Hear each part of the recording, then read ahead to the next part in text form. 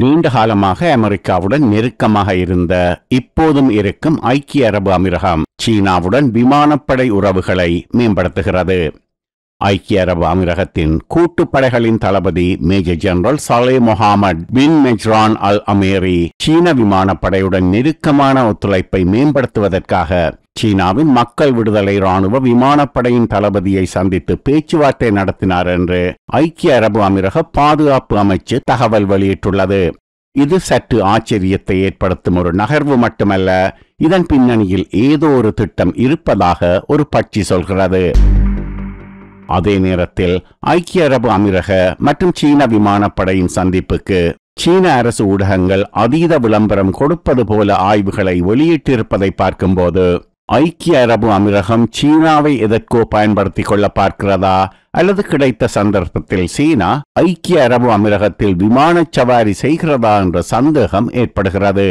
சீன அரசின் ஆங்கில ஊடகம் குளோபல் டைம்ஸ் ஈரை பேனாக்கி பேனை பெருமாளாக்கும் கலையில் உச்சம் தொட்டது. அவர்கள் வெளியிட்டுள்ள ராணுவ ஆய்வில் ஐக்கிய அரபு அமீரகம் சீனா 5வது தலைமுறை விமானம் என்று கூறும் J-20 விமானத்தை வாங்குவதற்கான பேச்சுவார்த்தைகளை தொடங்குவதற்கே அந்த சந்திப்பு என்று கூறுகிறது. சீனாவும் அமீரகத்துக்கு J-20 விமானங்களை விற்பது தொடர்பாக சாதகமான முடிவை எடுக்க வாய்ப்புள்ளது என்று கூறி அதிர வைத்துள்ளது குளோபல் டைம்ஸ். அமெரிக்காவின் நீண்ட நாள் மத்திய கிழக்கு கூட்டாளியான அமீரகம் சீன J-20 விமானத்தை வாங்கப் போகிறதா என்பதே அதிர்வுக்கு காரணம். அது சீனர்களின் ஆசை. அது நடந்தால் சீன J-20 விமானத்துக்கு ஒரு அங்கீகாரம் கிடைக்கும் என்பதால் சீன கம்யூனிஸ்ட் கட்சியின் குளோபல் டைம்ஸ் அப்படி கூறியிருக்கலாம். சரி, அமீரகத்தின் ஆசை என்ன? இது அமெரிக்காவிடமிருந்து 5வது தலைமுறை விமானம் J-35 லைட்னிங் II ஸ்டெல்த் தொழில்நுட்ப ஜெட் விமானங்களை வாங்குவதற்கான அமீரகத்தின் மங்கலான வாய்ப்புகளை பிரகாசமாக்கும் திட்டமாக இருக்கலாம், அல்லது நிஜமாகவே J-20 விமானத்தை வாங்கும் திட்டமாகவும் இருக்கலாம்.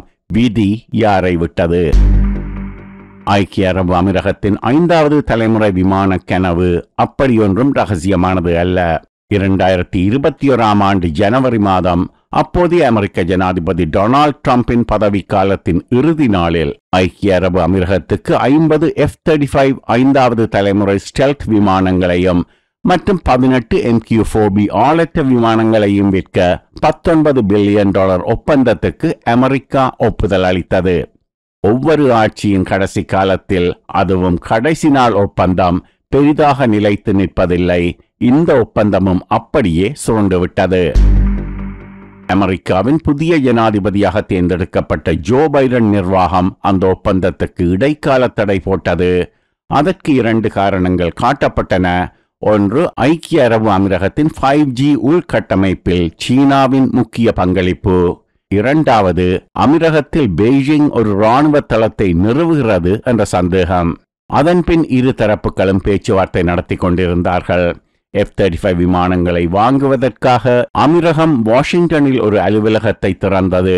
ஆனால் பேச்சுவார்த்தை ஒரு அடி கூட நகரவில்லை.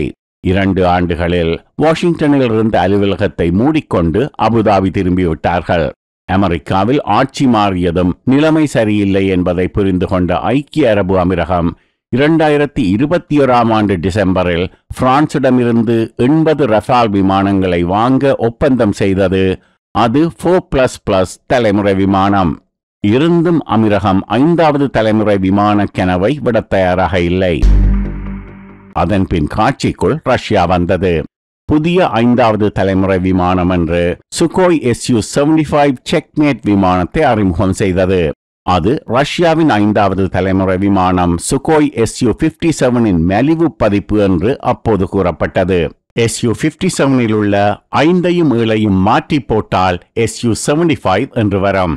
அந்த விமானத்தை ரஷ்யாவுடன் இணைந்து தயாரிக்க அமீரகத்துடன் சிறிது காலம் பேச்சுவார்த்தை நடந்தது. இங்கு ரஷ்யர்களோடு ஒரு சங்கடம். பாதிக்கு பாதி ரகசியங்களை நெருங்கிய கூட்டாளிகளுக்கு சொல்லாமலே அமுக்கி விடுவார்கள். சுகோய் Su-57 கூட்டு தயாரிப்பு திட்டத்திலிருந்து இந்தியா கலந்து சென்றது போல சுகோய் Su-75 கூட்டு தயாரிப்பு திட்டத்திலிருந்து அமீரகமும் கலந்து கொண்டது. 5வது தலைமுறை விமானம் வேண்டுமென்றால் அமெரிக்கா ரஷ்யாவை விட்டால் இறுதி தேர்வு சீனாதான். அமீரகத்தின் இந்த 5வது தலைமுறை ஆர்வம் அவர்கள் J-20 Mighty Dragon விமானத்தை வாங்கும் திட்டத்துடன் சீனாவுடன் பேசுகிறார்கள் என்ற குளோபல் டைம்ஸ் ஆய்வுக்கு வலிச்சேர்த்தது. டிராகனுடன் கூட்டாளியாக சேர்ந்தால் டிராகன் அடித்து தின்றுவிடும் என்பது அமீரகத்துக்கு தெரிந்திருக்கும் என்றாலும் அமீரகத்துக்கு சீனாவுடன் ஏற்கனவே விமான தொடர்புகள் உண்டு. அமீரகம் பெய்ஜிங்கிடமிருந்து 12 L-15 பயிற்சி ஜெட் விமானங்களை வாங்கியது. அத்துடன் 2023ஆம் ஆண்டு முதல் முறையாக சீனாவில் ஒரு கூட்டு விமான பயிற்சியில் அமீரகம் பங்கேற்றது. இவையெல்லாம் குளோபல் டைம்ஸ் ஆய்வுக்கு கிடைத்த பிளஸ். சரி, மைனஸ் என்ன? முதலாவது மைனஸ், அமீரகம் சீனாவிடம் J-20 Mighty Dragon விமானத்தை வாங்கினால் அமெரிக்காவிடமிருந்து F-35 விமானங்களை பெறுவதற்கான UAEயின் வாய்ப்புகள் பூச்சியமாகிவிடும். அமெரிக்காவில் ஜனாதிபதி தேர்தல் அடுத்த சில மாதங்களில் வரப்போகிறது. அதில் டொனால்ட் ட்ரம்ப் மீண்டும் ஜனாதிபதியாக தேர்ந்தெடுக்கப்பட வாய்ப்பு உள்ளது. அவர் தமது பதவிக்காலத்தின் இறுதி நாளில் அமீரக F-35 விமானங்களை விற்கும் ஒப்பந்தத்தில் கையொப்பமிட்டவர். மீண்டும் ஆட்சிக்கு வந்தால் பதவிக்காலத்தின் முதலாவது நாளே அந்த ஒப்பந்தத்துக்கு உயிர் கொடுக்கலாம். அடுத்த மைனஸ், தொழில்நுட்பம். நெட்டியில் பெரிய எழுத்தில் 5வது தலைமுறை விமானம் என்று எழுதிக்கொண்டு பறப்பவை எல்லாமே 5வது தலைமுறை விமானமாகிவிடுமா? ஊரில் மாடு வாங்கும் போது கூட கொம்பு பிடித்து பார்த்துவிட்டுத்தான் வாங்குகிறார்கள். அமீரகத்தில் ஒட்டகம் வாங்கும் போது தள்ளு கட்டியாக இருக்கிறதா என்று பிடித்து பார்த்து வாங்குகிறார்கள். ஒட்டகம் கடிக்குமா கடிக்காதா என்பது சரியாக தெரியவில்லை. அப்படி இருக்கும்போது சீனா J-20 Mighty Dragon விமானத்தை 5வது தலைமுறை விமானம் என்று சூடமடித்து சத்தியம் செய்தால் கூட அதை நம்பி வாங்கிவிடுமா ஐக்கிய அரபு அமீரகம்? அவர்கள் தொழில்நுட்ப விவரங்களை கேட்க மாட்டார்களா? ஒட்டகத்தின் பல்லு போல J-20 Mighty Dragoனின் என்ஜினை தட்டி பார்க்க மாட்டார்களா? J-20 விமானம் தயாரித்த போது சீன தயாரிப்பு ஷெங்யாங் WS-10 என்ஜினுடன் தயாரித்தார்கள். அது 5வது தலைமுறை விமானத்துக்கு த்ரஸ்ட் போதாத என்ஜின், விமானம் இழுக்கவில்லை. அடுத்த ரகமான J-20A தயாரித்த போது அதற்கு ரஷ்ய தயாரிப்பு என்ஜின் Saturn AL-31 FM2 பொருத்தினார்கள். இந்தியாவின் Su-30 MKI விமானத்திலும் அதே என்ஜின் தான்.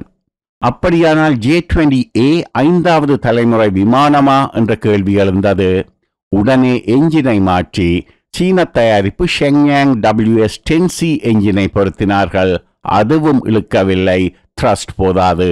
என்ஜினை மேம்படுத்தி ஷெங்யாங் WS-10B3 என்று பெயரிட்டு விமானத்துக்கு J-20B என்று பெயர் கொடுத்தார்கள்.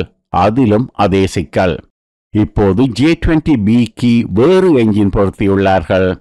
விமானத்தின் பெயரை மாற்ற கூச்சமாக இருந்ததோ என்னவோ, அதை J-20B என்றே வைத்துக்கொண்டு என்ஜினின் பெயரை ஷெங்யாங் WS-15 என மாற்றியுள்ளார்கள்.